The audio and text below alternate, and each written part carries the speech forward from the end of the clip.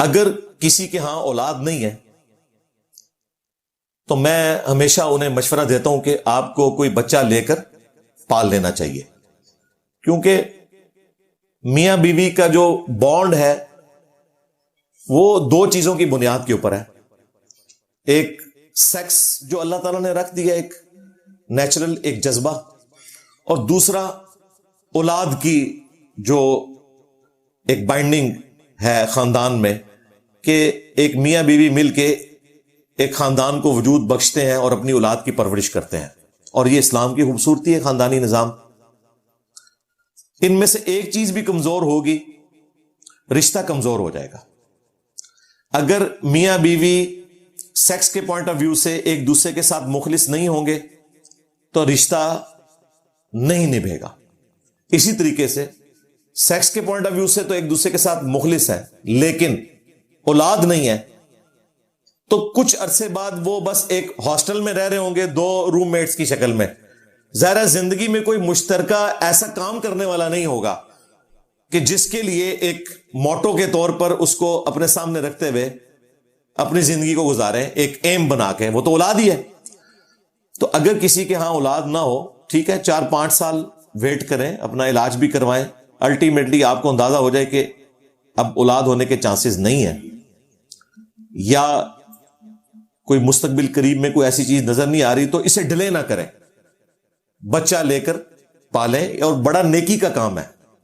Europe امریکہ میں تو کئی لوگ جو ہیں وہ اولاد زیادہ تر لے کر ہی پال رہے ہوتے ہیں. اس کے پیچھے اور ریزن بھی ہوتی ہیں، لیکن ان کی ایک ہیومینٹی والی چیزیں بھی ہوتی ہیں. بعض لوگوں کے دلوں میں ایک ہوتا ہے کہ ہم غریبوں کے بچے لے کر پالیں جن کا کوئی پرسان حال نہیں ہے.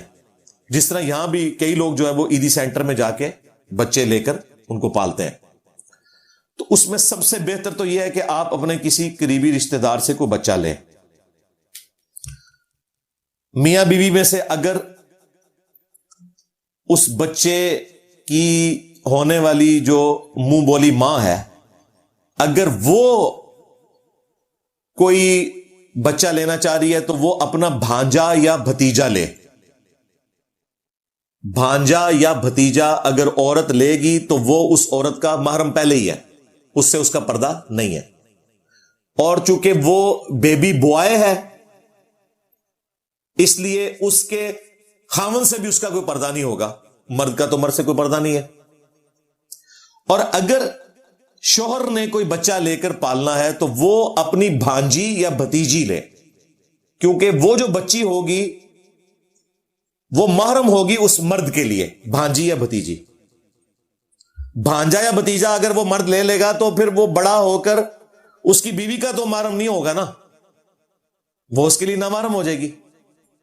تو اسے پھر بھانجی یا بھتیجی لے کے پالنی چاہیے تاکہ اس کی بیوی کے ساتھ پردے والا مسئلہ بعد میں نہ رہے.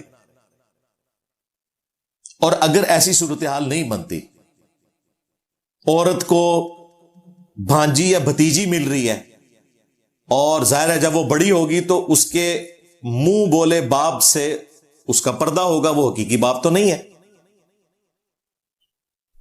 یا وائس ورثہ کر لیں کہ جو مرد ہے وہ بھانجا یا بھتیجا لے رہا ہے تو وہ بڑا ہوگا تو وہ اپنی منہ بولی ماں کا محرم تو نہیں ہوگا. تو ایسی صورتحال میں یہ کرنا چاہیے کہ چھوٹی عمر میں بچہ لیں.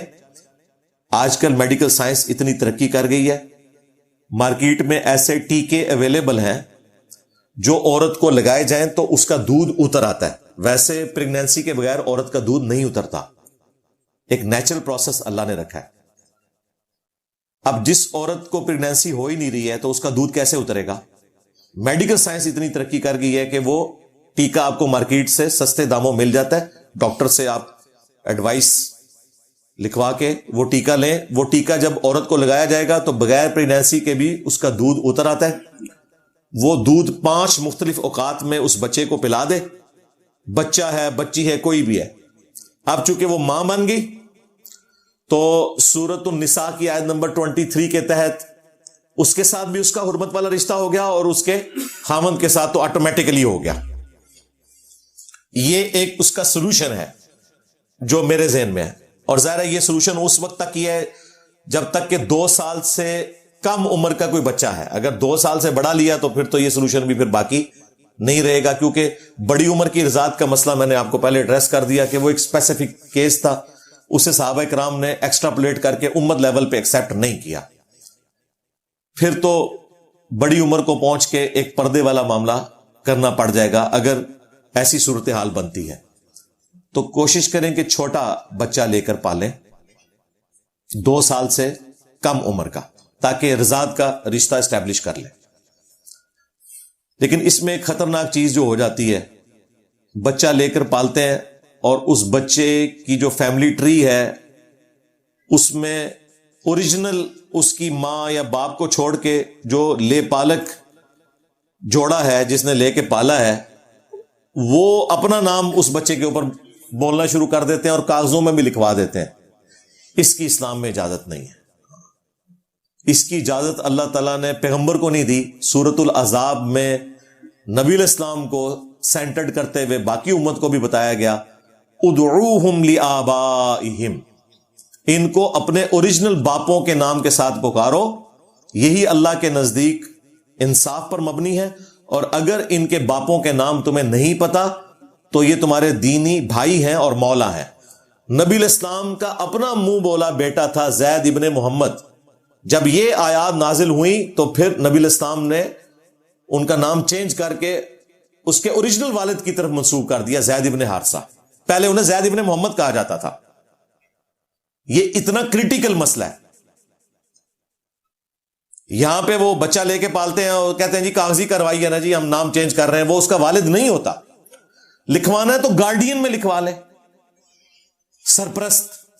والد وہی اوریجنل رہے گا جس سے لے کے آپ نے یہ بچہ پالا ہے.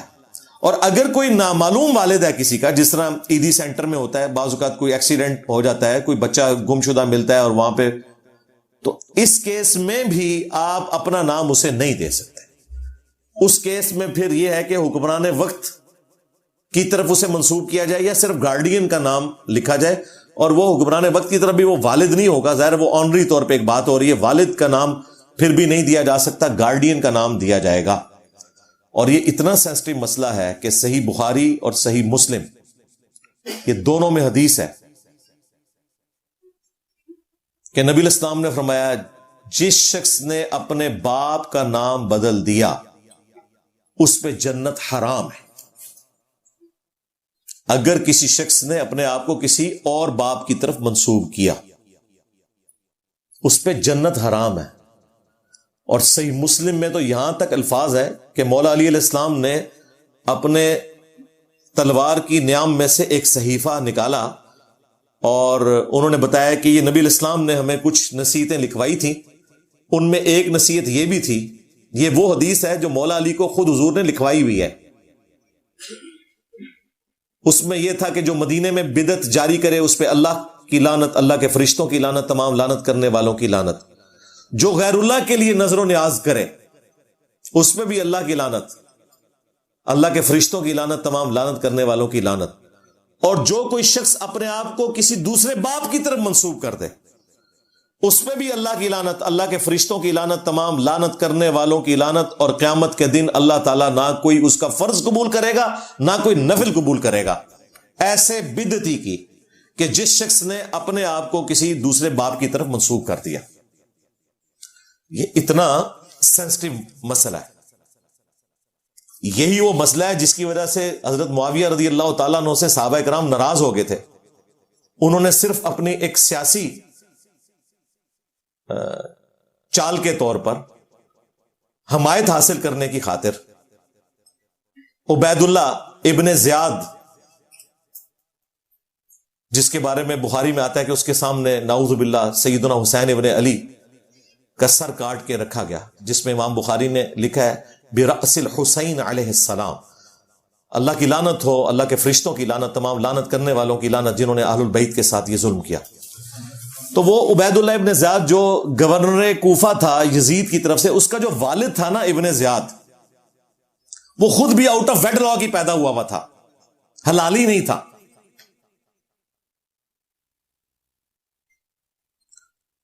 اس کی ماں کے ساتھ حضرت ابو سفیان رضی اللہ تعالیٰ عنہ نے زمانے جاہلیت میں اسلام لانے سے پہلے ایک کوئی تعلق تھا، اس سے وہ پیدا ہوا تھا.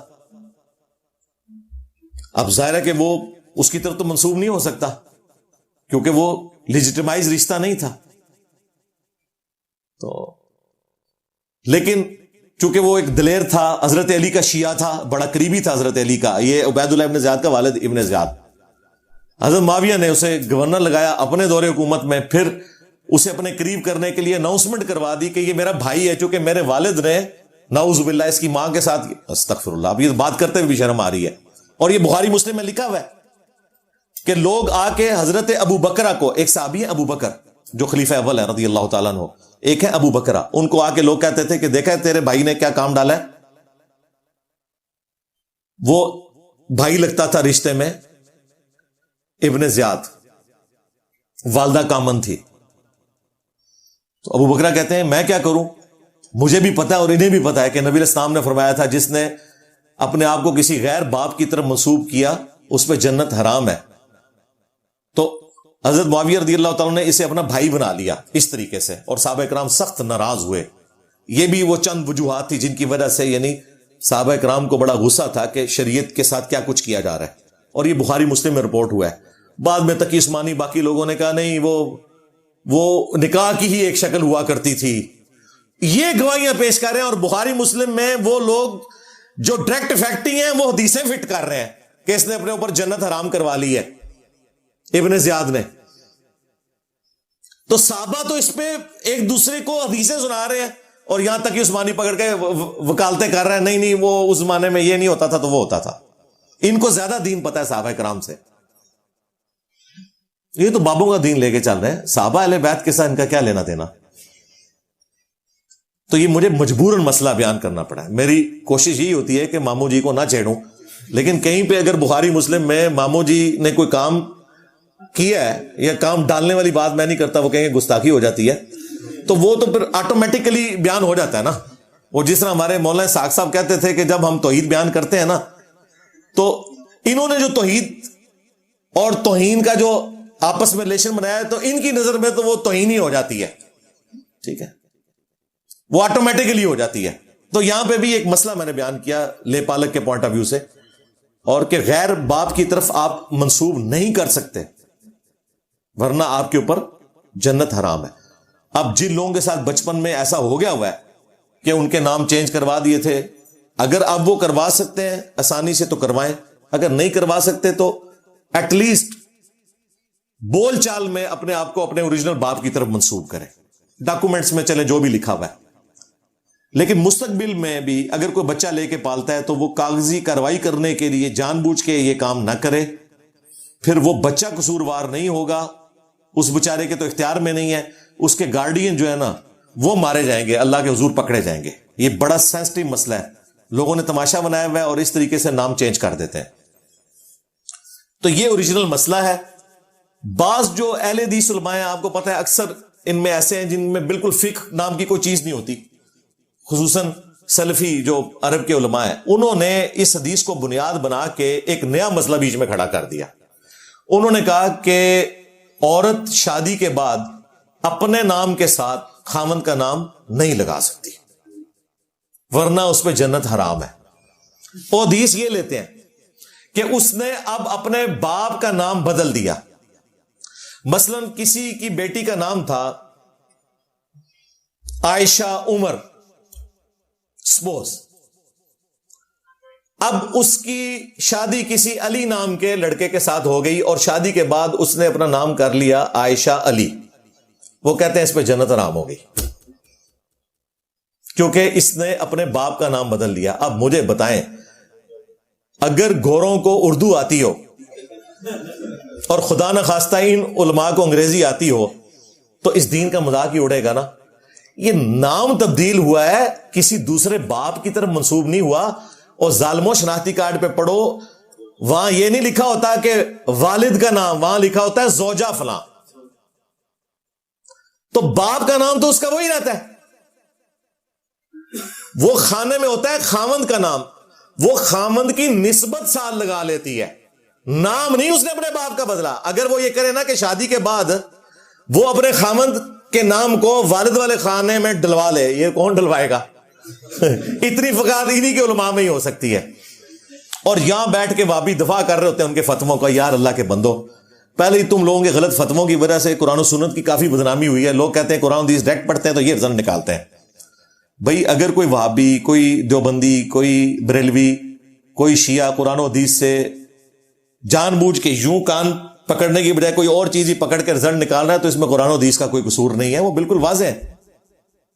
یہ اس نے اپنے نام کی نسبت بدلی ہے، اپنے باپ کا نام نہیں بدلا، لہذا اس پہ یہ حدیث فٹ نہیں ہوگی. میں نے تو خیر یہ بھی نہیں ہونے دیا. میری شادی کو آلموسٹ 20 سال ہونے والے ہیں، 2 دفعہ بیچ میں شناختی کارڈ بن چکا ہے میری وائف کا. تو میں نے اس کا شناختی کارڈ پہ نام جو تھا اس کے والد کی طرف منسوب تھا وہی نام رہنے دیا ہے.